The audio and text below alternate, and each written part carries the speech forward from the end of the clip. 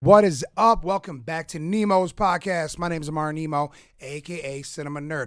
I am an actor. I love movies. I love talking about movies, and that's why I created this channel. So please, after this video, subscribe, like, comment, and share. I really appreciate it. It means a lot to me. All right, guys, let's get right into it. I just saw the film called Zombieland 2.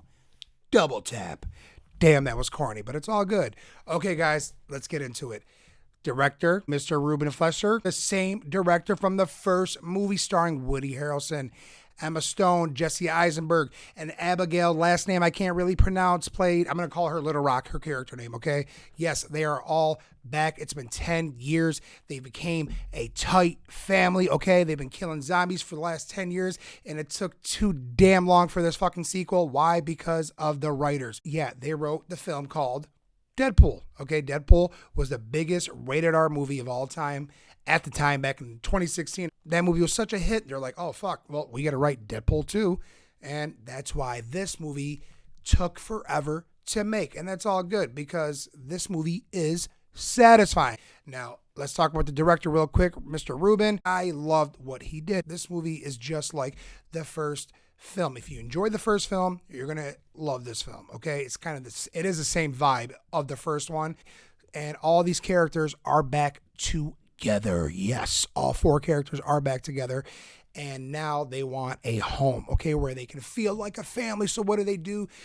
They kill a bunch of zombies in front of the White House. Yes. And the White House becomes their home. They're celebrating birthdays and holidays. Actually, they did celebrate Christmas on November 17th, which I don't understand why, but it's all good. This film is just more heartfelt in a sense, like, especially Tallahassee, played by Woody Harrelson's part. He is a father figure to all three of them, but especially for the little one, Little Rock. And, she wants to explore. She wants to go meet boys and stuff. She's getting older. The last time you seen Little Rock is when she was 10 years old. And you got Witcha, played by Emma Stone. Her and Columbus, Jesse Eisenberg, are boyfriend and girlfriend, but Jesse Eisenberg is so fucking clingy. And he just wants to marry this girl, and she freaks out. And she wants to dip out too. He keeps proposing to her and stuff, and she keeps denying him, and he did it one last time, and she kind of got fed up with his shit. So what does Witcha and Little Rock do?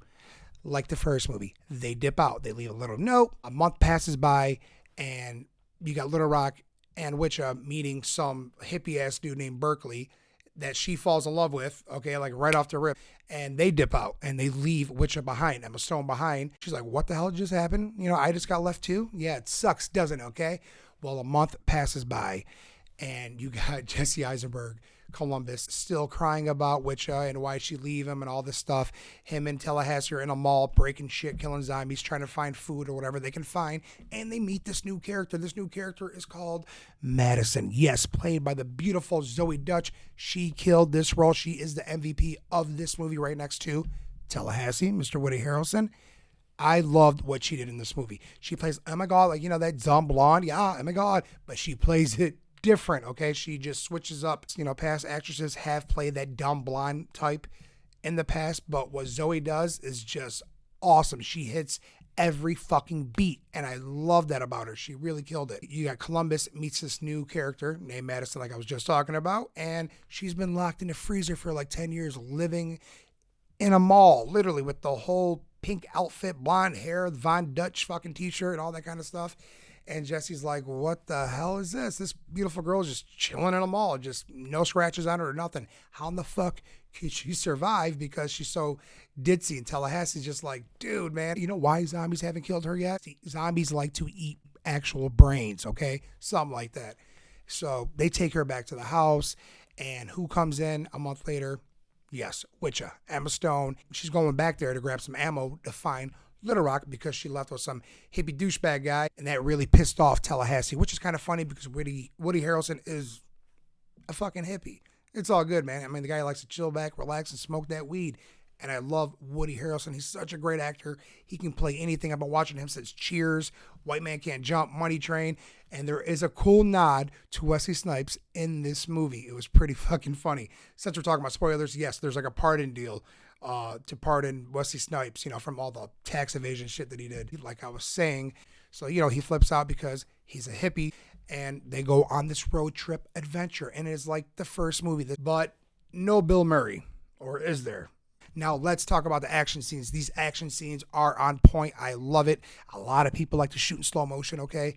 But the way the director did it was perfect. Like the first movie, but a lot better, okay? Because it's tricky to shoot slow motion and action all at the same time. You know, that whole gun fu shit, right?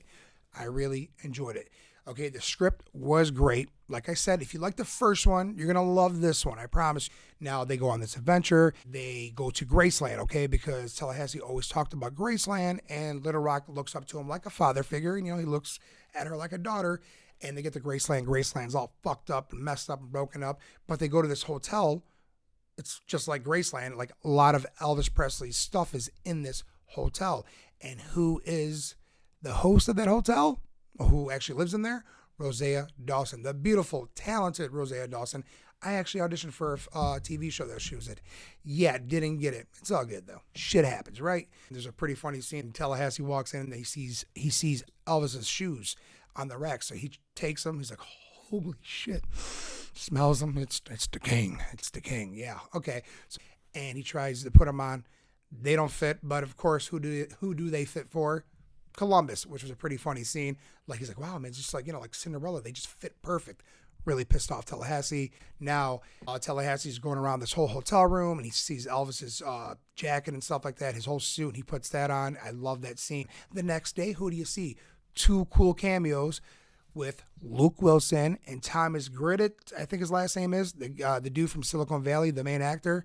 And these guys are like literally two doppelgangers, okay? They are doppelgangers of Jesse Eisenberg and Woody Harrelson. And the scenes that they share together was fucking hilarious. I think Thomas's name was in the movie Flagstaff. He speaks just like Columbus. I mean, they both got two sets of rules and stuff. And Jesse Eisenberg in this movie, yes, Jesse Eisenberg still has rules in this movie. I think 73 of them or 100 of them or whatever. Love the scenes that they share together. So the crew leaves Graceland and they're still on their way to find Little Rock. Okay, Little Rock is in this whole like hippie community and shit. You came walking with guns, all right? Like if you have guns, you got to give it to the people and they take it, they melt it, and they make little peace signs with them. Like, what the fuck? Are you serious? There's zombies out there. What are you doing, right? But in the meantime, in the past 10 years, these zombies have evolved. They got stronger and faster. Okay, you got Ninja Zombie. You got the slow-ass zombie named Homer. He's just that dumb-ass zombie that's just so slow. It's like, don't even waste your bullets. I think they actually say that in the movie. Then you got these new zombies. Okay, they call them the T-800. Yes, the Terminator from Terminator 2.